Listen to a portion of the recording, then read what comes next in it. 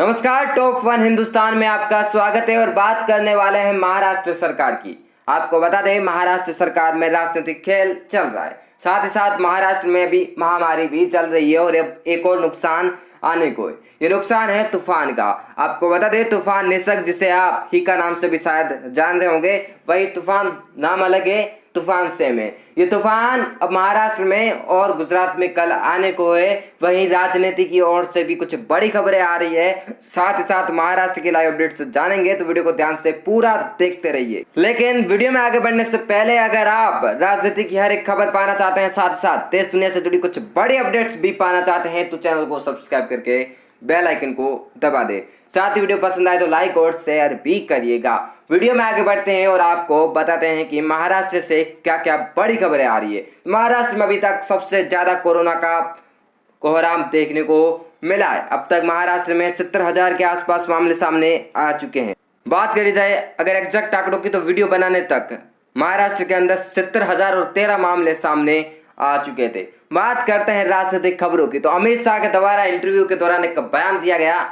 वो एक इंटरव्यू दे रहे थे एक निजी कंपनी को। इसी दौरान उनका एक बयान देखने को मिला। बयान में कहा गया था कि सरकार को कोई नहीं बचा सकता, यानी कि महाराष्ट्र में महा विकास अघादी सरकार को कोई नहीं बचा सकता है। अगर महाराष्ट्र की सरकार के तीनों ही दलों में किसी एक विषय पर सहमति नहीं बन रही है और तीनों में एकता नहीं है, तो यानी कि ऐसा नहीं कहा गया कि हम सरकार को गिराएंगे, ऐसा बिल्कुल नहीं है, क्योंकि वो अपने गृह मंत्रालय को संभाल रहे हैं। लेकिन जब उनसे ये सवाल पूछा गया था कि क्या मध्य प्रदेश की तरह महाराष्ट्र में भी आपकी सरकार बन जाएगी, तो उनके द्वारा ये बयान दिया गया था कि अगर तीनों ही दलों के बीच में फूट है, तीनों ही दलों के बीच में कुछ बातों पर अनबन है, तो इनकी सरकार कोई भी नहीं बचा सकता।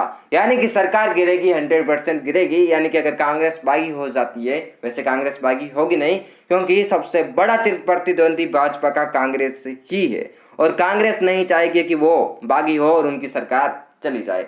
हालांकि राहुल गांधी ने यह दावा जरूर किया था कि महाराष्ट्र में सपोर्ट जरूर है सरकार को उनका, लेकिन वो डिसीजन मेकर नहीं है। यानी कि सरकार बनाने में और सरकार चलाने में भिन्नता होती है, ये कहा गया था राहुल गांधी के द्वारा। राहुल गांधी ने यह कहकर दर्शा दिया था कि किस प्रकार से वो मजबूरन इस गठबंधन में बनी हुई है और अगर वो गठबंधन से निकलना चाहेगी तो भी नहीं निकलेगी, क्योंकि वो चिर प्रतिद्वंदी है भाजपा की और ऐसा नहीं होगा कि वो भाजपा की सरकार ही बनने दे।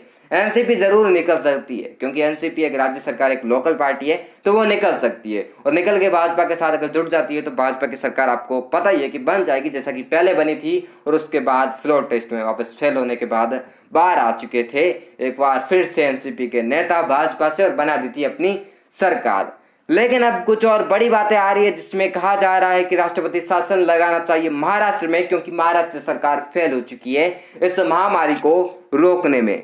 तो ये सारी बातें तो थी राजनीति की, जो महाराष्ट्र की राजनीति से आ रही है। अब एक और बड़े संकट की बात करते हैं। ये संकट है तूफान का, जिसका नाम निसर्ग है। आपने ही का नाम से भी सुना होगा। ये दोनों तूफान एक ही है, यानी कि नाम अलग है, तूफान सेम है। और ये तूफान कल 3 जून को ही महाराष्ट्र के तटों से टकरा सकता है। यानी कि अब एक साथ उद्धव पर 3 बड़ी संकट आ चुके हैं और ये तीनों संकट है राजनीति का, महामारी का और तीसरा तूफान का। कि आखिर कैसे बचती है सरकार, ये देखना होगा इस तूफान के बाद। भगवान करे तूफान पिछली बार की तरह दिशा बदल दे। आपको याद दिला दे, पिछली बार 12 जून को एक वायु नाम का तूफान आया था, जो ओमान की ओर लौट चला था दिशा बदलकर, जो भारत की ओर आ रहा था लेकिन दिशा बदलकर ओमान की ओर चल पड़ा था। अगर कुछ वैसा ही होता है, क्योंकि रातों रात उसकी भी दिशा बदली थी, और वैसा ही अगर होता है तो अच्छी बात यह होगी कि हमारा देश अम्फान के बाद इस नुकसान से बच जाएगा। तो फिर मिलते हैं एक नई और एक लेटेस्ट खबर के साथ। तब तक के लिए धन्यवाद। जय हिंद, जय भारत।